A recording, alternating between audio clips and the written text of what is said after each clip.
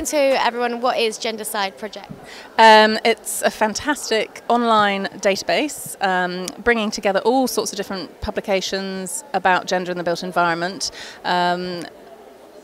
Books, articles, policy reports, PhD theses and so on, a whole range of different material, and as well as that case studies on particular issues that are very relevant and very important about gender in the built environment. Gendercide is a vital resource. What I think is I'm very glad it's there. It needed to be there, and I'm very glad it's been put together. Well, it was a joint project between Women's Design Service and Queen Mary, and we put in the bid together to Urban Buzz. So Women's Design Service was the lead agency. I think it's an absolutely brilliant resource for all sorts of different professionals and to actually access. Very impressive. It was set up because there was an existing resource that we discovered needed updating, and we realised there wasn't anything like a website that anyone could use, and so we thought we'd get it all together in one place. This event is showcasing all sorts of work about women in architecture, about gender in the built environment more generally. All sorts of different organisations have got stands here, films that are on about different issues to do with that, and there was a tour of Mile End Park as well. Today we're taking a group of people through the park, hopefully open their eyes. The main focus of today was really looking at the safety of the park and how you can build in safety into a park and the design. Hopefully my talk explored it slightly more wider than that and looked at how you get the community to use the park and take the park into the heart of the community, thus making a space safer for everybody rather than necessarily any one group. And how safe it is, and you will go away thinking this is a cross between Disneyland and Narnia. So you must put that in the front of your head when I'm talking, because it's not true. We, like every other space in the country, have problems. Why is it so important to invest time and money into spaces? Well, lots of reasons. I mean, the best thing is that these spaces are free at the point of access, so regardless of how much income you've got and whether you can buy your leisure or not, you can come to a park like this, have a great day out and not spend a penny. And that's really quite important to lots of people, and getting more important, I guess, with the way that the economy is going. It's also a great democratic space, so regardless of whether or not you're from what background you are, from what culture you're from, this is a place you can come and feel comfortable and mix with people not only from your own culture and your own background, but from other people as well, in a safe space that quite often you can't do in an enclosed space. Walked on, I said, that's the woman who feels perfectly safe here. She's not only herself, she's got a baby next to her. And the baby was the baby, not a toddler or anything else. And then we walked down then through the woody layer, and there was this 2 or 3 families who got older than toddlers, but not 5-year-olds, I guess, 4, 3, 4, playing football and balancing and things in a wooded area.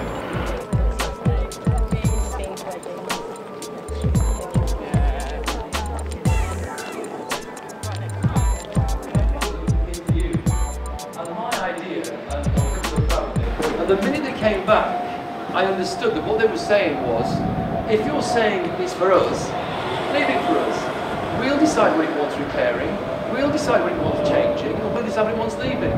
You're old now, you've had your chance, leave it. And that's true, and they're absolutely right.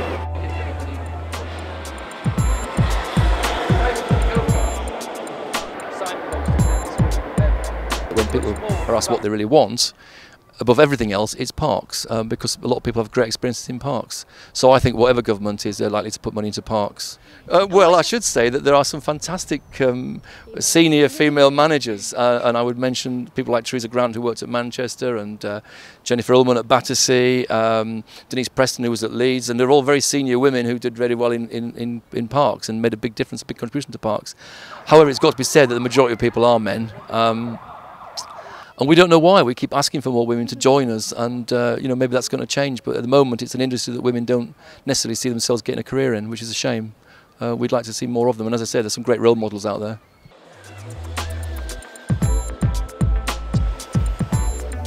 I'm here because I'm really interested in inclusive design and how we build space that everybody can use in an equal way.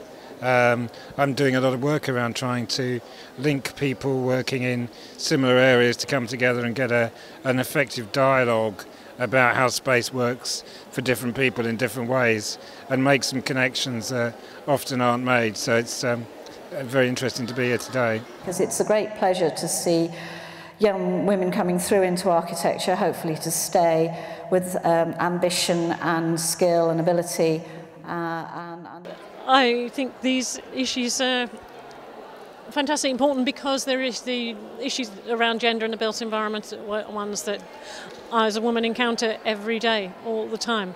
I was just mentioning to Ruth Reid earlier that I had walked through the Brunswick Centre, the shopping centre up near King's Cross that's been all redesigned, and past the Renoir cinema there and went down the steps and thought, hang on, the steps they're not the right depth and length or something. This feels really uncomfortable. I think the interesting thing is that we all face barriers in different ways. Sometimes we don't recognise them, sometimes we just accept them, and we don't talk enough about it. We don't talk about our space.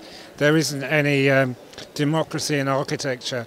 And when people get together and start exploring how they feel about space, change happens. Well, the website was initiated as a knowledge exchange project, as it's called, which means that it is supposed to help to transfer knowledge out of the academic community and into the professional world. So hopefully, the audience, the target audience, is a mixture of academics, professionals in the built environment, architects, designers, planners, and students. And I suppose I hope that once it's out there, students in particular will use it, and that will help to ensure that the next generation of built environment professionals will be better informed about all these issues than perhaps the current generation. So we designed the website, not the software side of it, but the functionality of it and the look of it. And we've been promoting it. We've been organising training sessions around gender issues in the built environment to support the work of the gender site.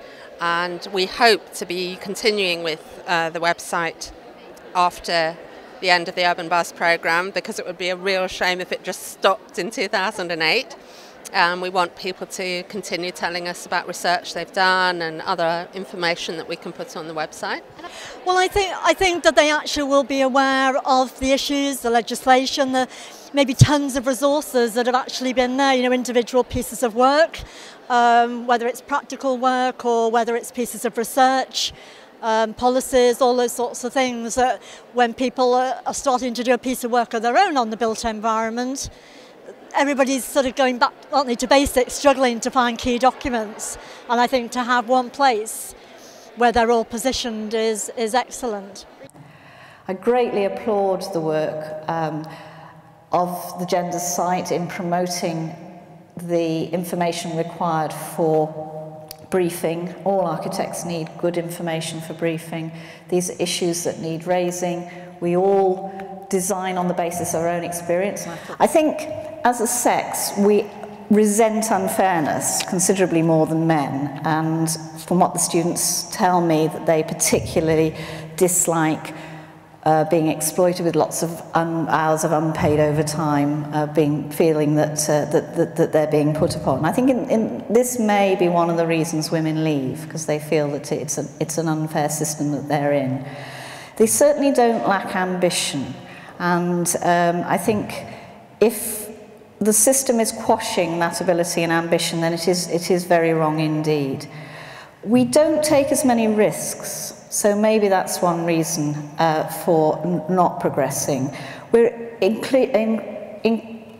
like to negotiate, we like to celebrate the overall success of projects. We're less likely to claim it for ourselves. We don't want to sign everything, and I think that's where we do ourselves down. I think we ought to be a little bit pushier about putting our name at the bottom of things.